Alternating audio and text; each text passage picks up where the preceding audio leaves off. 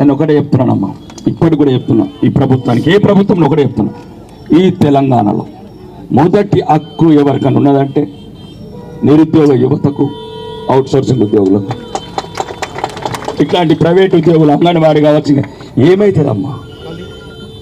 8 లక్షల కోట్ల అప్పు వాళ్ళు, 2 లక్షల కోట్లు ఇప్పుడున్న ప్రభుత్వం, 10 లక్షలు, ఇంకొక 1 లక్ష కోట్లు తెద్దాం. కనబడని 4th సిటీకి బ్రిడ్జిలు ఎత్తున్నారమ్మా, కనబడని 4th సిటీకి 300 ఫీట్ల అడుగుల రోడ్ అట. అది చూసారు ఎక్కడైనా? 4th సిటీ హైదరాబాద్లో ఉంది ఎక్కడైనా? ట్విన్ సిటీ చూసినాం, సైబర్ సిటీ చూసినాం, ఇంకో కొత్తగా వచ్చింది ఇప్పుడు 4th సిటీ. దానికి మళ్ళీ మెట్రో లైన్ కూడా రికమెండేషన్. ఎక్కడెక్కడ రాజకీయ నాయకులు ఆస్తులు ఉంటాయో అక్కడ అన్నీ పోతాయి. ఎవడు మీ గురించి ఆలోచించడం ఉన్నాడు? ఒక్కడు లేడు. కాబట్టి మీరు ఆలోచించండి. నేను ఏదో రాజకీయ వ్యవస్థ లేదు, నేను కూడా చెప్తున్నాను, కొద్దిగా ఇబ్బందికరం ఉంది మాకు. నేను అందుకని ఈ మధ్యన సమావేశాలకు దాంట్లోకి వస్తలేను. ఆ డిబేట్లు మాట్లాడితే ఆర్మూర్ ఎమ్మెల్యే ముక్కుసూటిగా మాట్లాడుతున్నాడు, ఒక ఇబ్బందికరంగా ఉంది, ఒక ఊబిలు.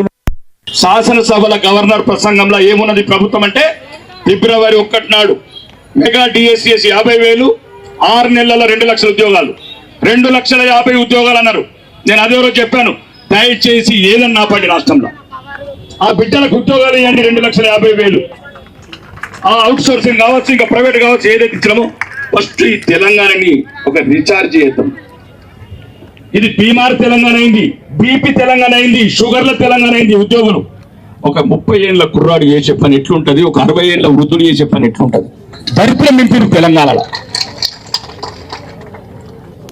తెలంగాణ వెనుకబడిపోయింది మొత్తం. రాజకీయం. నేను ఒకటే చెప్తున్నాను, ఈ రోజు కూడా దయచేసి రాబోయే ప్రభుత్వాలైనా ఒక్కసారి ఆలోచించండి. మీరు కూడా నమ్మండి, రాజకీయ నాయకులు ఏది మాట్లాడితే సప్పట్లు కొట్టుడు, వాడి కోటేసుడు, వాడు మళ్ళా ఎలక్షన్ రాగానే నోటికి వచ్చి మాట్లాడతాడు.